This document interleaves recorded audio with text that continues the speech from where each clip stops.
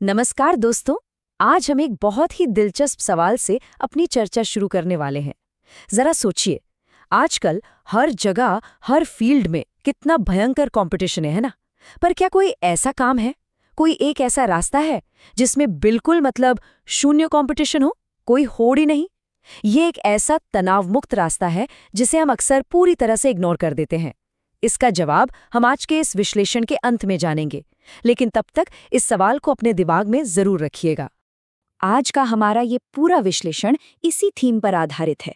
हम उन बेहद गहरी और जीवन को बदल देने वाली बातों को डिकोड करेंगे जो हमारे आज के मूल स्रोतों में छिपी हैं।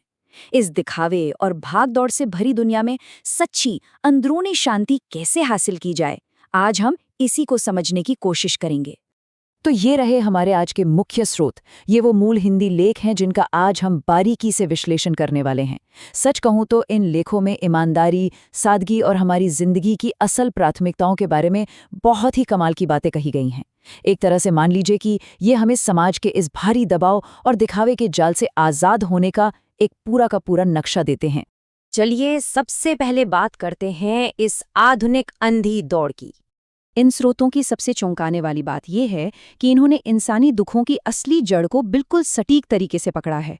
इसमें साफ साफ लिखा है कि आज के इंसान की बर्बादी का सबसे बड़ा कारण कोई बाहर की चीज नहीं है, बल्कि ये दिखावे की अंधी दौड़ है। एक ऐसी दौड़ जहां बस बिना सोचे समझे आंख बंद करके पड़ोसियों और रिश्तेदारों से मुकाबला किया जा रहा है। किसी को नहीं पता कि आखिर पहुंचना कहाँ है।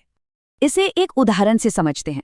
मान लीजिए किसी ने सिर्फ इसलिए एक बड़ी सी कार खरीद ली क्योंकि उसके पड़ोसी ने नई कार ली है, भले ही असलियत में उसकी खुद की हैसियत एक मोटरसाइकिल को मेंटेन करने की भी ना हो। ये उदाहरण बिल्कुल सटीक बैठता है। ये दिखाता है कि कैसे सिर्फ और सिर्फ दिखावे के चक्कर में हम अपनी आर्थिक स्थिति और मानसिक शांति दोनों का कबाड़ा कर लेते हैं। तो भाई, इस जाल से बाहर कैसे निकला जाए, इसका बहुत ही प्रैक्टिकल उपाय भी इन लेखों में दिया गया है। सबसे पहला और जरूरी काम, अपनी हैसियत और कमाई के हिसाब से जीना। अगर खर्चे कम करने पड़े तो कोई बात नहीं। दूसरा पॉइंट, अगर कोई सादे जीवन का मजाक उड़ाता है तो उसे बिल्कुल इग्नोर कर दीजिए। और सबसे अहम बात, एक साफ अंतरात्मा और रात की चैन की नींद को हमेशा पहली प्राथमिकता देनी चाहिए, क्योंकि असली सफलता यही है।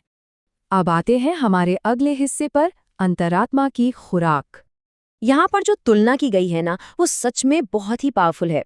एक तरफ है पूरी मेहनत और ईमानदारी से कमाई गई रूखी सूखी रोटी, और दूसरी तरफ है बेईमानी और गलत रास्तों से कमाए गए पैसों की हलवा पूरी। स्रोत का बिल्कुल साफ मानना है कि वो ईमानदारी की सूखी रोटी बेईमानी की उस शाही दावत से लाख गुना बेहतर है। और ये सिर्फ खाने की बात नहीं है, ये इस बात का प्रतीक है कि हम अपने ज़मीर को, अपनी अंतरात्मा को आखिर क्या खिला रहे हैं।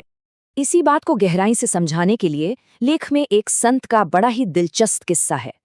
एक बार एक बहुत ही परेशान व्यक्ति ने उन संत से एक कड़वा सवाल पूछा। उसने कहा, महाराज, आज के जमाने में अगर इंसान कुछ गलत काम ना करे तो वो भूखा पड़ जाता है। सच कहूं तो आज के इस करप्ट माहौल में संघर्ष कर रहे कई लोगों के मन में कभी ना कभी ये सवाल जरूर आता होगा। और इसके जवाब में संत ने जो कहा वो सीधा दिल पर लगता है। उन्होंने बिना किसी झिझक के कहा, तो बिना कुछ गलत किए मर जाओ, इससे कम से कम तुम्हारी अंतरात्मा तो पवित्र रहेगी। उन्होंने आगे समझाया कि गलत काम करके कमाया हुआ सारा पैसा और शौहरत तो इसी दुनिया में छोड़ जाएगा, लेकिन जो पाप की गठरी है ना, वो हमेशा साथ जाएगी। इस बात पर जरा गौर कीजिएगा, पाप की गठरी इंसान के साथ ही जाती है। संत की इस पूरी बात का सीधा सा सार यही है कि इससे रत्ती भर भी फर्क नहीं पड़ता कि कोई रूखा सूखा खा रहा है या पुराने कपड़े पहन रहा है। किसी के पास कार नहीं है, कोई बात नहीं। जो चीज़ सच में मायने रखती है वो ये है कि इंसान अंदर से कितना अच्छा और ईमानदार है। क्योंकि गाड़ियाँ, बंगले, बैंक बैलेंस, ये सब भौतिक चीज़ें तो यहीं धरी की धरी रह जानी हैं। कर्मों का फल ही आगे जाता है। चलिए अब इस